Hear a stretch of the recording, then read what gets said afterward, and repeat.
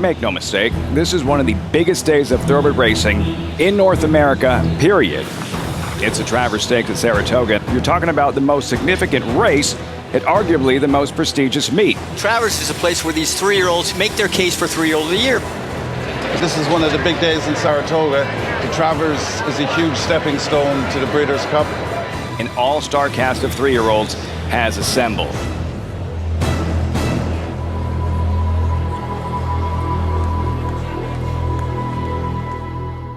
On November 3rd, the best horses in the world will enter the starting gate for the $6 million Breeders' Cup Classic. They're off. Devoted owners and trainers will spend the next 5 months competing in races across the globe in order to win a coveted spot into the Breeders' Cup Classic.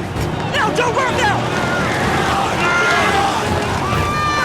This is their story and their dream. They are all in. The road to the Classic.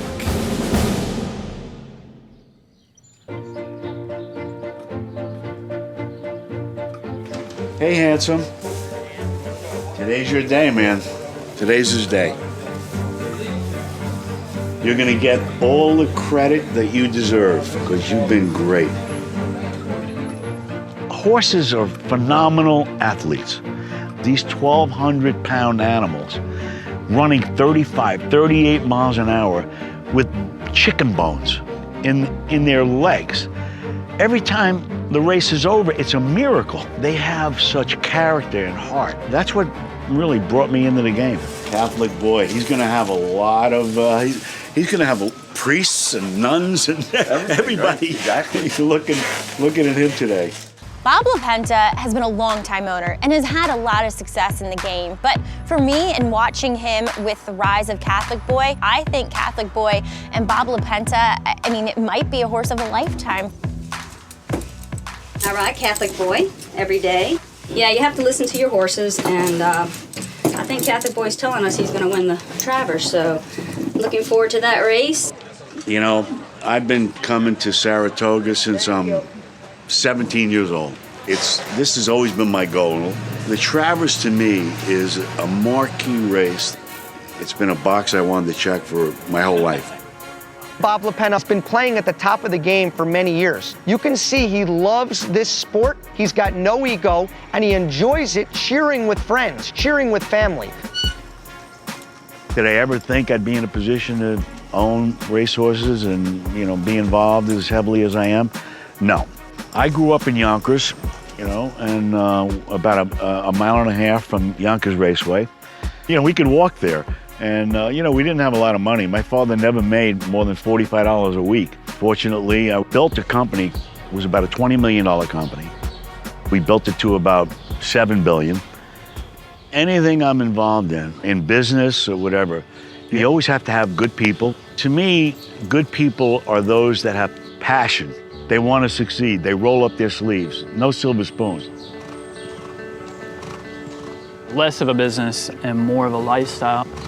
Horses, you can't turn them off, and you can't put them in a garage and kind of go away for the weekend and come back. So it really does take a team.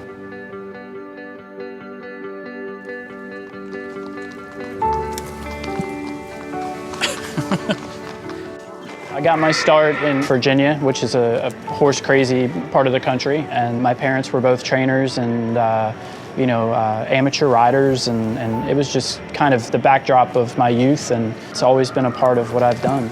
I was very fortunate to know from an early age I wanted to pursue a career in the horse industry. We're not much on changing routines, so he got out and walked a little while this morning, and now he's gonna sit here and eat dirt for about 30 minutes, so it's very normal routine.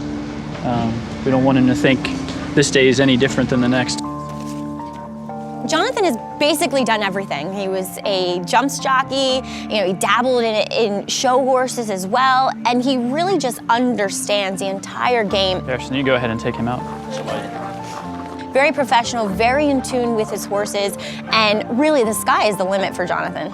I'm really pretty useless without help, you know, the proper kind of help, so we're lucky we have it. It's a hard job. It's a lot of hours, and obviously there's an element of danger with horses and riding. It's like any other sport. I mean, getting injured is part of the business. I had an accident that kind of shifted the course of my life.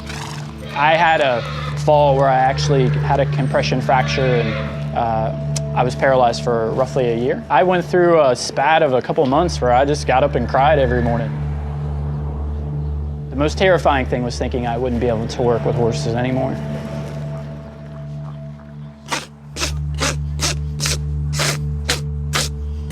In racing, most of the time, your luck is not great.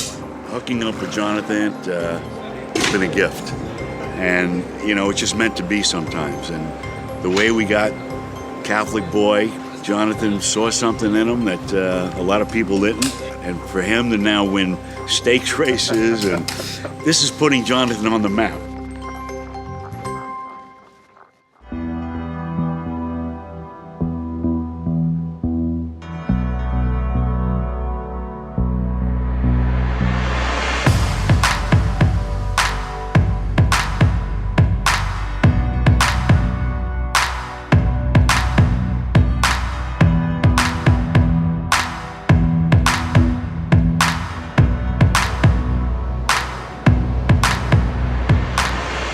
Pavel, eh? Didn't he look good? He looked great. Jesus, count down. Did you get him? What did you get him? I got him in 36 and 3, and I didn't get a time on the gallop. So much of this game is luck. Pavel, he's back on the comeback trail after a brief little vacation, getting ready for the Breeders' Cup Classic. Going into the Pacific Classic, we all felt like Pavel was doing really well. To have a horse like this, who in most publications is rated the #1 horse in the country right now, really, I guess all my dreams have already come true. Rosso at the rail, prime attraction between them, Accelerate on the far side, 2.5 to Pavel in 4th. Accelerate kicks for home, and there goes Accelerate, and he's widening fast. Pavel is coming on to take 2nd, and it is all Accelerate clear by double figures. They said he would overwhelm this field, and he certainly has. Accelerate gets his 4th. Accelerate in the Classic. It'll be Pavel's 2nd. I was very disappointed. I mean, I thought Accelerate would win, but I thought, we'd give him a race. It was just one of those cases where I think he ran a very, very average race. I think he's a much better horse than that. Accelerate, he's going to be a tough customer by the time Breeders' Cup rolls around. Looking for the ticket to Breeders, and we found it. Costa, who I've gotten to know a little bit over the last few years, he's sitting on a good hand going into the Breeders' Cup.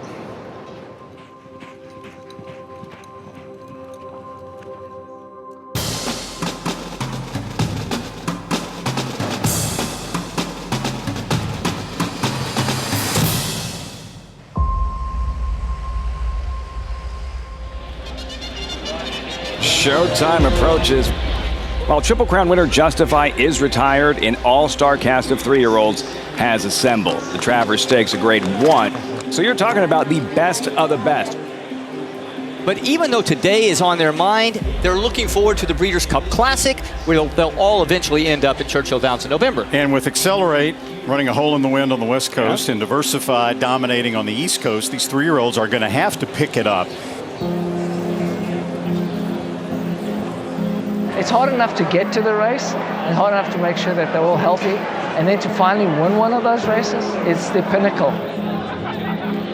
We have a full field, but at the end of the day, if you like favorites, the Travers have been your race. And you talk about favorites, you got to talk about good magic. It's go time.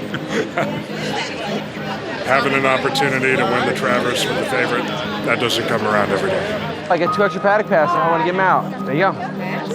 Join the party. Hey, but you got to cheer for good magic. I am. Then boom, you're in.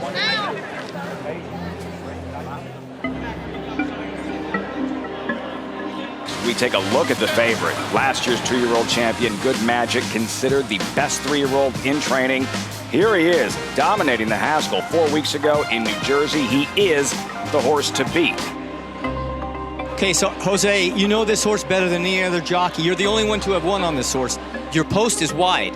You need to save some ground. How aggressive will you be early in this race? Well, he's a very nice horse out of the gate. He will put me where I want to be. You know, he relaxed well and worked the best out of it. Good luck, buddy. Thank you. Super excited about the Travers. My wife and her entire family are from Saratoga. It's a really big occasion. It's the Summer Derby. It's an incredible 2018 for Good Magic. He's in great hands with Chad, and the horse is something special. All eyes will be on the future stars of tomorrow. You get excited, is this going to be the next big thing? This horse is getting a lot of attention.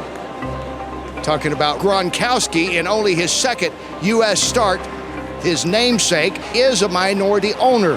Wherever he is watching today, we have a feeling you will hear him. Trying to stay calm. This horse was almost the butt of jokes before the Kentucky Derby. You go and win it. Right, we were all saying because of the name, they're going to bet him down to 15-1. He'll get beat 30 lengths. He's got no chance. He ran a heck of a race in the Belmont, and you can definitely make the case that he should run even better today. Chad Browning raving about Gronkowski's training leading up to this Travers stake. Here he is running in a $1.25 million horse race.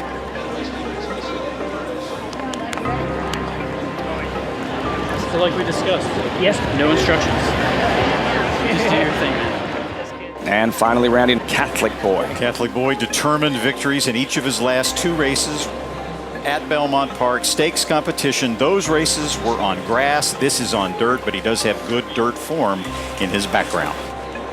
He needs to run faster than he's ever run in order to win. But I still think he's a major player in this race. We are 5 minutes to post.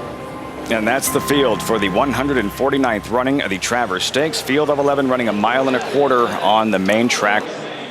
So the Travers, as important a race as it is on its own, is also a very good predictor for success when we get to November. So today, we watched all different horses that might run against us in the Breeders' Cup down the road. So it's a little bit of a recruiting trip, a little scouting trip over here, kind of get an idea for what we might see down the road in Kentucky. One of the most prestigious races in North America. Here we go. Good Magic, the favorite. Post time for the 149th Run Happy Travers Stakes. Here's Larry Coleman.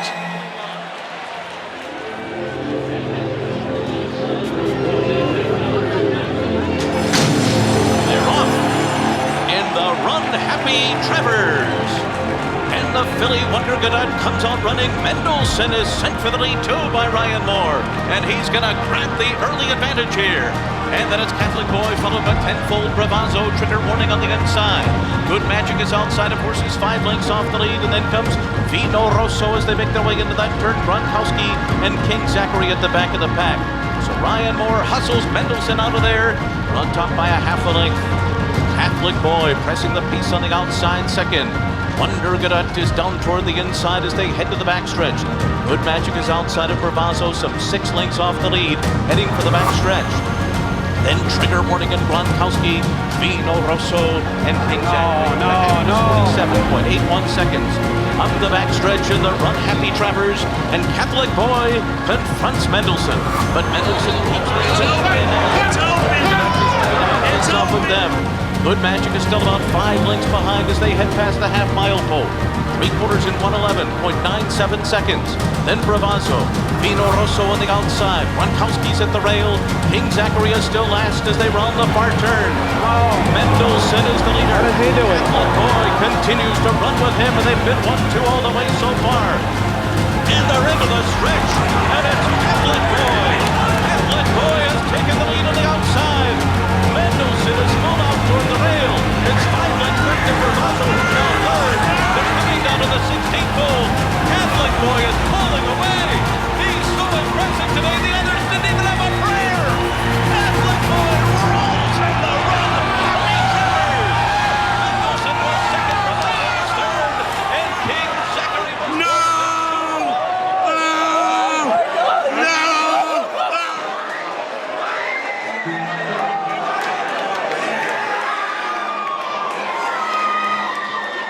Catholic Boy dominates the Run Happy Travers. Take me to church. Javier Castellano registers his 6th win in the Midsummer Derby.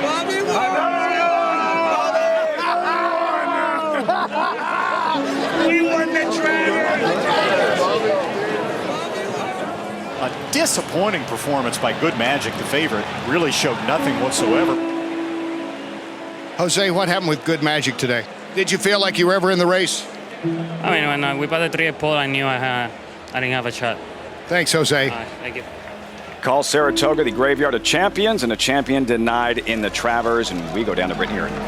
Jonathan, I can see the emotions kind of overwhelming you as you go to meet your big boy. Now a Grade 1 winner both on turf and on dirt. Can you just sum up the feeling of taking down the Travers as he did? It just doesn't get any better. I mean, I'm so proud of this horse. Thanks, but I'm so proud of him. For your journey, beginning as a jockey, for everything that you incurred in that field, training underneath the great Todd Pletcher, now doing this on your own, what does it mean to you personally? It means that we can survive another year and hopefully train some more like him. But right now, I'm going to soak this up. Please do. Enjoy. Congrats. Jonathan Thomas. Yeah, it was never really. So Good Magic, he didn't get out of the gate like he normally does. He didn't fire well in the race. He just wasn't himself. It wasn't the Good Magic that we're used to seeing. It's really tough to fault him. He owes us nothing. It's been a long campaign running against the monster and Justify. It was just an incredible year for Good Magic. He's just got a great mind. He's got a great attitude. He's got a big heart. And hope he comes back and we can see him run again.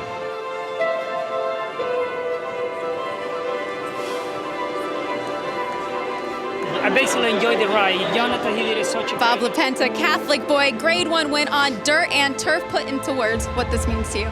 I can't put it into words. This has been a lifetime dream for me.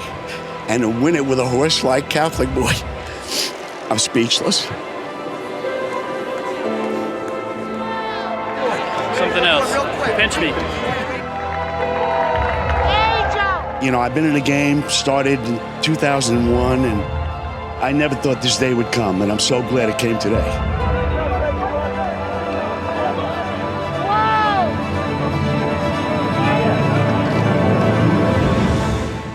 Next on All In, the road to the Classic. Kind of a playoff atmosphere. This has always been a key race. I don't know if I'll ever get another one like this. Everybody's always under the microscope. Accelerate, covering extra ground. You only get one shot at the Breeders' Cup, but Biscuits has always been Biscuits. There's nothing we think he can't do.